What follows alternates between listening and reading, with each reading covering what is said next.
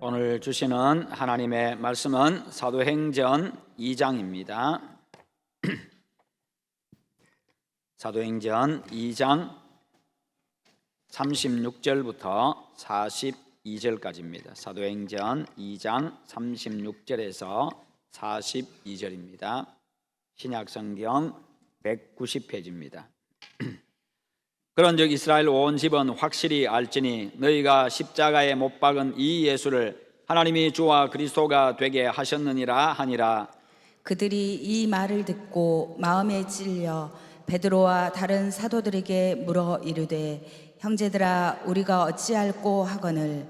베드로가 이르되 너희가 회개하여 각각 예수 그리스도의 이름으로 세례를 받고 죄 사함을 받으라. 그리하면 성령의 선물을 받으리니 이 약속은 너희와 너희 자녀와 모든 먼데 사람 곧 주 우리 하나님이 얼마든지 부르시는 자들에게 하신 것이라 하고, 또 여러 말로 확증하며 권하여 이르되 너희가 이 패역한 세대에서 구원을 받으라 하니 그 말을 받은 사람들은 세례를 받음에 이날의 신도의 수가 3천이나 더하더라. 함께 봅니다. 그들이 사도의 가르침을 받아 서로 교제하고 떡을 떼며 오로지 기도하기를 힘쓰니라. 아멘. 네, 오늘 말씀의 제목 같이 한번 읽어보겠습니다. 누가 예수님을 십자가에 못 박았나. 아멘. 네, 오늘은 종려주일입니다. 고난주일이라고 하기도 합니다. 예수님의 고난의 의미를 되새기고 감사하고 또 예수님 더 사랑하고 우리 주님께 더 가까이 나아가는 그런 기회로 삼으시기를 축원합니다. 이 본문은요, 오순절에 임하신 성령을 받은 성도들과 이 제자들 속에 나타난 이 변화의 모습, 그리고 베드로의 설교를 통해서 나타난 결과를 보여주고 있습니다. 베드로는요, 사람들에게 예수 그리스도와 십자가를 설교했습니다. 십자가는 하나님의 아들 예수님이 인간의 죄를 대신해서 달려 돌아가심으로 온 인류에게 구원의 문을 열어놓으신 장소입니다.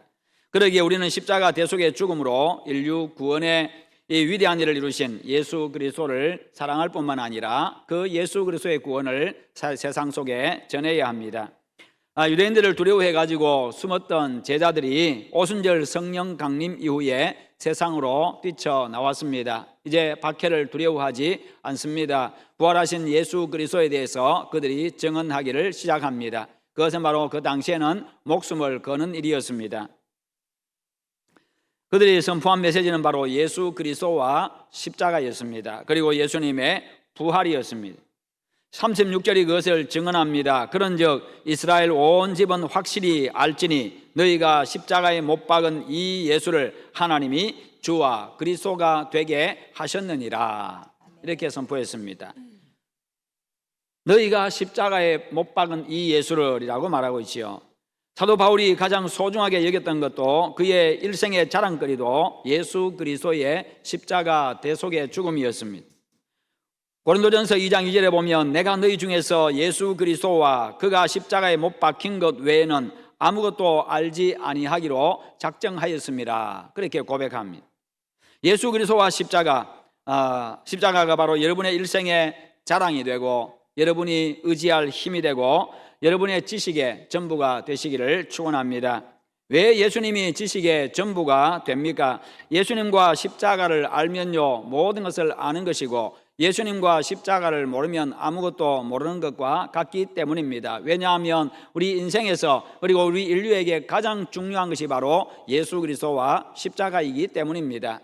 그래서 가장 중요한 것을 모르고 다른 것을 안들 그것은 껍데기에 불과한 것이지요. 우리 인간에게 가장 중요한 것이 바로 예수 그리스도입니다. 예수 그리스도의 십자가 대속의 죽음이요 부활입니다. 예수 그리스도의 구원자 되심입니다. 이것이 왜요? 그것이 우리를 살리는 것이기 때문에요. 유대교 지도자들은요 백성들을 선동해가지고 예수님을 신성 모독죄로 하나님을 모독한 죄로 고발하고 빌라도 총독으로 하여금 사형 선고를 내리도록 그렇게 압력을 가했습니다. 그 명령에 따라서 로마 군인들은요 예수님을 십자가에 못 박았습니다. 그런데 베드로는 지금 오순절을 지키기 위해 가지고 각처에서 모여든 사람들에게 절기를 지키기 위해서 각지에서 모이던 사람들에게 너희들이 예수를 십자가에 못 박았다, 너희들이 예수를 십자가에 못 박았다, 그 예수님을 하나님께서 주와 그리스도가 되게 하셨다, 구원자가 되게 하셨다, 그렇게 외쳤습니다. 당시 사울이라고 하는 청년이요, 예수 믿는 사람을 다 이단으로 생각을 했습니다. 그래서 교회를 파괴하는 일에 앞장을 섰지요. 예수 믿는 사람을 잡아가지고 옥에 가두었습니다. 돌로 쳐 죽였습니다. 그 일에 앞장을 섰습니다. 스데반 집사가 돌에 맞아 죽는 그런 장면을 보고 마땅하게 여겼습니다. 그런 사울이 대제사장으로부터 공문을 받아가지고 교회를 박해하기 위해서 다메섹이라는 곳으로 원정 박해를 떠났습니다. 공적으로 박해 허가를 받았으니, 공문을 받았으니 공적으로 허가를 받았습니다. 그러니까요, 국가의 허가를 받았다고 생각하시면 됩니다. 공적으로 허가를 받았으니까 얼마나 당당하고 얼마나 위풍당당하고 그렇게 살기 등등했겠습니까? 예수쟁이들 이제 너희들 다 끝났어. 이제 두고 봐, 너희들 다 끝났어. 그렇게 그는요 그렇게 한 겁니다. 주님의 몸인 지상의 교회는 이제 풍전등화와 같은 그런 아주 엄청난 위기에 직면하게 됩니다. 그리스도인들이 이제 모두 멸절당할 위기에 처한 겁니다. 교회가 사라질 위기에 처했습니다. 그리스도인들이 사라질 위기에 처했습니다. 그러나 살아계신 주님은요, 위기에 처한 당신의 교회를 구하셨습니다. 보호하십니다. 사울은요, 살기등등한 모습으로 다메섹을 향해서 발걸음을 재촉하고 있었습니다. 그때 갑자기 강렬한 빛 가운데서 음성이 들렸습니다. 그는 그 강렬한 빛 앞에서 말에서 떨어지고 말았고, 그때 음성이 들렸는데요, 사울아 사울아 내가 어찌하여 나를 핍박하느냐, 사울아 사울아 네가 어찌하여 나를 박해하느냐, 그런 소리가 들립니다. 깜짝 놀란 사울은 다급한 목소리로 묻습니다. 주여 누구십니까? 주여 누구십니까? 라고 그렇게 묻습니다. 그러자 또 음성이 들립니다. 나는 네가 박해하는 예수다, 네가 핍박하는 예수다, 그렇게 이야기합니다. 사울은 예수님을 직접 박해한 적이 없습니다. 당시 유대교에서 이단으로 여기던 예수 믿는 사람을 박해했을 뿐입니다. 교회를 박해했을 뿐입니다. 그런데도 예수님은요, 어찌하여 네가 나를 박해하느냐라고 말씀하셨고, 나는 네가 박해하는 예수다라고 그렇게 말씀하셨습니다. 이것은 무엇을 이야기합니까? 성도들의 모임인 교회를 박해하는 것이 바로 예수님을 박해하는 것이라는 겁니다. 왜요? 교회는 바로 예수님의 몸이기 때문입니다. 교회가 바로 예수 그리스도이기 때문입니다. 여러분이 바로 예수님의 몸이라는 겁니다. 우리가 바로 예수님의 몸의 각 지체들입니다. 그러기에 우리는 그리스도 안에서 한 몸 지체, 하나의 몸이라는 거지, 하나라는 이야기입니다. 그래서 성도를 박해하면 예수님을 박해하는 겁니다. 우리 역시도 주님의 몸인 교회에 교우들에게 상처를 입히고 어렵게 하고 힘들게 하고 고통스럽게 하는 것, 그것은 바로 예수님을 박해하는 것이요, 스스로 자기 몸을 찌르는 겁니다. 다투고 상처 주고 악의적으로 손해를 끼치고 거짓 증언하고 교회를 어지럽히고 분열시키는 것, 모두 예수님을 박해하고 십자가에 못 박는 것이라는 겁니다. 그런 사람들을 향해서 성령께서 말씀하십니다. 너희들이 바로 예수를 십자가에 못 박았다. 네가 예수님을 십자가에 못 박았다. 어떤 사람이 예수님의 고난을 묵상하다가, 예수님의 십자가 고난을 혼자서 조용하게 묵상하다가 깜빡 잠이 들고 말았습니다. 그런데 잠든 가운데 예수님이 십자가에 달린 예수님을 생생하게 보게 됩니다. 꿈속에서요, 보게 됩니다. 가시관을 쓰신 예수님의 머리에서 피가 흘러내리고 있습니다. 못 박힌 손과 두 발에서 피가 흘러내리고 있습니다. 주님의 눈에서 눈물이 흐르고 있었습니다. 그 모습을 보면서 우리 예수님이, 우리 주님께서 저렇게 십자가에 못 박혀서 고난 당하셨구나, 나 때문에 저렇게 고통을 당하시고 저렇게 고난을 당하셨구나, 그렇게 생각하고 있었습니다. 그런데 그때 로마 군인 하나가 사다리를 들고 오더니 예수님 십자가에 달린 십자가에 사다리를 딱 걸쳐놓더니 거기에 올라갑니다. 올라가더니 예수님 머리에 쓴 가시면류관을 잡더니 더 강하게 누릅니다. 예수님의 얼굴이 더 일그러졌습니다. 고통 가운데 피가 점점 더 많이 흘러내립니다. 그리고 가지고 올라갔던 망치를 꺼내더니 예수님이 못 박힌 그 손에 그 못을 다시 또 때려 박습니다. 그리고 발에 또 예수님 그 못을 다시 또 박고 있습니다. 점점 피가 많이 흐르고 예수님은 더 고통스러운 그 신음소리를 내고 있습니다. 그래서 그가 소리쳤습니다. 여보시오 여보시오 어찌하여 당신 그럴 수가 있어. 그렇게 크게 소리 질렀습니다. 어찌하여 주님 앞에 그럴 수가 있어 하고 그렇게 소리 질렀습니다. 그러지 않아도 고통 가운데 있는 주님 왜 그렇게 다시 그렇게 하냐고 그렇게 소리 질렀습니다. 그러자 그 로마 병정이 로마 군인이 자기를 향해서 돌아봅니다. 돌아보는데 그는 깜짝 놀랐습니다. 왜냐하면 그 로마 병정의 얼굴이 자기 얼굴이었기 때문입니다. 여러분 너무 놀라서 그래서 그는 눈을 번쩍 떴습니다. 번쩍 떴더니 꿈이었습니다. 휴 하고 안도의 한숨을 내쉬었습니다. 왜요? 꿈이었기 때문에. 그러나 그는 이내 깊은 생각에 잠기게 됩니다. 그가 꿈을 꾼 후에 그는 깨달았습니다. 예수 믿는 내가 죄 지을 때마다 성도들과 이웃과 다투고 남에게 손해를 끼치고 상처 줄 때마다 이웃을 힘들게 할 때마다 내가 예수님을 다시 십자가에 못 박는 것이었구나. 내가 예수님 십자가에 못 박는 것이었구나. 남에게 남을 힘들게 한 것이 바로 내가 예수님을 십자가에 못 박는 것이었구나. 십자가 그 사건이 2000년 전에 끝난 것이 아니라 지금도 나 때문에 계속 되어지고 있구나. 예수님에 대한 박해가 나로 인해서 계속 이어지고 있구나. 그가 그렇게 생각을 했습니다. 그래서 그는 그 자리에서 무릎을 꿇고 눈물로 회개했다고 합니다. 예수님은 어린아이에게 냉수 한 그릇 대접한 것이 나에게 한 것이다. 그렇게 말씀하셨죠. 형제가 옥에 갇혔는데 그에게 찾아가서 그에게 가서 옥에 갇힌 그에게 가서 위로해 주고 격려해 준 것, 그를 위해서 한마디 기도해 준 것, 그것이 바로 주님께 한 것이라고 이야기를 합니다.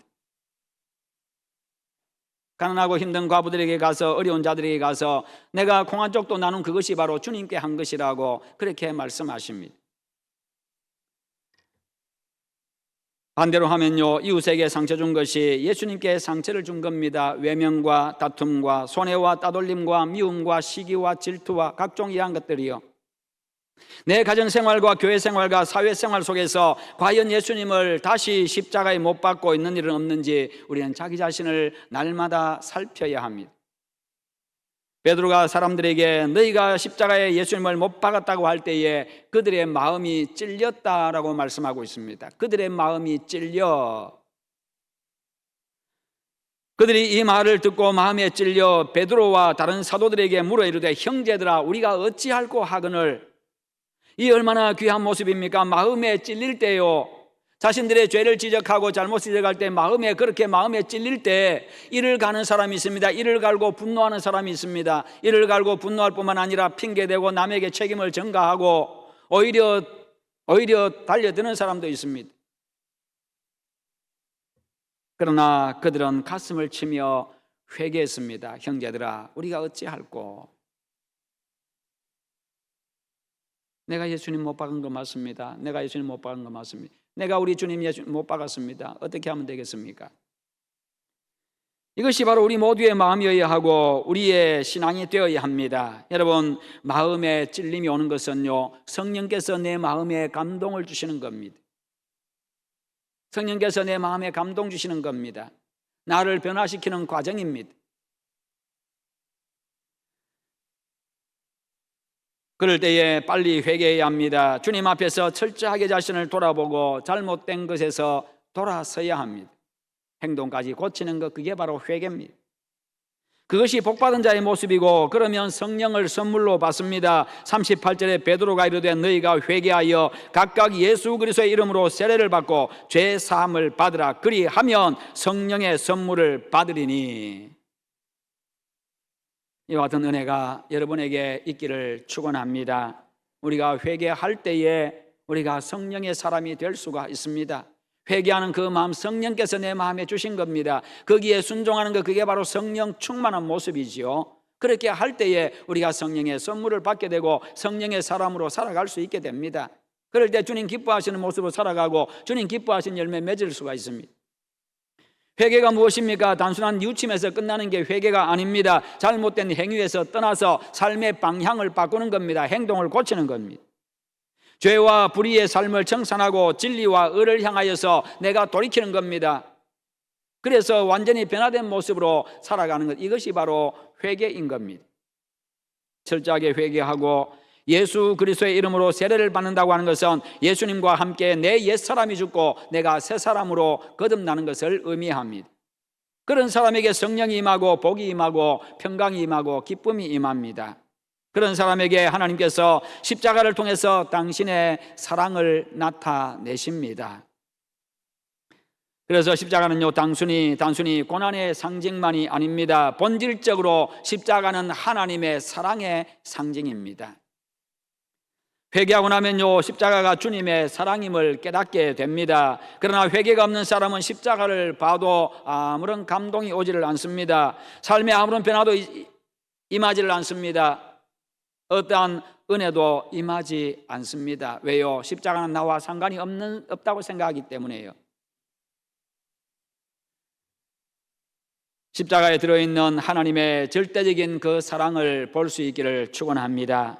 로마서 5장 8절에서는요, 하나님의 사랑에 대해서 이렇게 말씀합니다. 우리가 아직 죄인 되었을 때에 그리스도께서 우리를 위하여 죽으심으로 하나님께서 우리에게 대한 자기의 사랑을 확증하셨느니라. 죄인인 우리를 위해서 바로 그 십자가의 예수 그리스도를 통해서 하나님이 우리를 얼마나 사랑하시는지, 어떻게 사랑하시는지 증명해 주셨다는 겁니다. 요한복음 3장 16절도 증언합니다. 하나님이 세상을 이처럼 사랑하사 독생자를 주셨으니. 그러므로 우리가 십자가의 예수님을 생각할 때마다 가슴이 뭉클해지고요, 눈물이 나고 찬송의 감동이 생깁니다. 여러분, 혹 여러분의 마음과 영이 메말라 있지는 않습니까? 신앙생활을 거듭해 나가면서 그냥 습관적인 신앙생활을 해 나가고, 말씀을 읽어도 습관적으로 읽고, 생각 없이 읽고, 기도를 해도 그냥 그렇게 기도하고, 예배를 드려도 그냥 마음에 감동이 없지 않습니까? 아무리 예수님을 생각하고 십자가를 묵상하고 사랑을 생각해도 아무런 감동이 없는 것은 아닙니까? 내가 처음 예수 믿고 은혜 받았을 때의 그 감동과 눈물, 그 은혜, 그 감사를 회복하시기를 축원합니다. 예수 그리스도께서 나 대신 십자가에서 죽어주셨습니다. 그로 인해서 나의 죄가 사해졌고요, 내가 사망에서 생명으로 옮겨졌습니다. 죄와 죽음에 노였던 나에게 영원한 생명을 주셨습니다. 하나님의 자녀가 되게 하셨습니다. 그 예수님의 십자가 사랑과 은혜에 늘 감사하고 찬송하시기를 축원합니다. 그 예수님의 구원을 사람들에게 전할 수 있기를 바랍니다. 십자가는요, 하나님의 사랑의 상징입니다. 십자가는 구원의 상징입니다. 하나님께서 십자가를 통한 인류 구원의 길을 열어놓으셨기 때문입니다. 여러분, 우리가 죄를 용서받고 구원받는 길은 오직 십자가에서 대속의 죽음을 죽으시고 부활하신 예수 그리스도를 믿는 길밖에 없습니다. 그리고 십자가는 자유와 승리의 상징입니다. 갈라디아 5장 1절에 그리스도께서 우리를 자유롭게 하려고 자유를 주셨으니 그러므로 굳건하게 서서 다시는 종의 멍에를 매지 말라. 예수님이 우리를 자유하게 하셨으니 다시는 종의 멍에를 매지 말라. 다시 죄인으로 돌아가지 말라는 겁니다. 베드로전서 2장 24절에 친히 나무에 달려 그 몸으로 우리 죄를 담당하셨으니 이는 우리로 죄에 대하여 죽고 의에 대하여 살게 하려 하심이라. 그가 채찍에 맞음으로 너희는 나음을 얻었나니. 죄에 대해서 죽고 의에 대해서 살게 하려 함이라. 이제는 죄를 추구하는 자가 아니라 의를 추구하는 자가 되게 하셨다는 겁니다. 십자가는 하나님의 아들이 내 죄를 지고 나 대신 돌아가신 것입니다. 그러나 그 십자가는 죽음으로 끝난 멸망의 자리가 아니라 부활을 통해서요, 영광과 승리의 자리가 되었습니다. 성도 여러분, 예수님을 십자가에 못 박은 사람은 로마 군병만이 아닙니다. 바로 오늘 나 자신입니다. 그리고 세상 모든 사람들입니다. 왜요? 내 죄 때문에, 세상 모든 사람의 죄 때문에 예수님이 십자가에 못 박히셨기 때문입니다.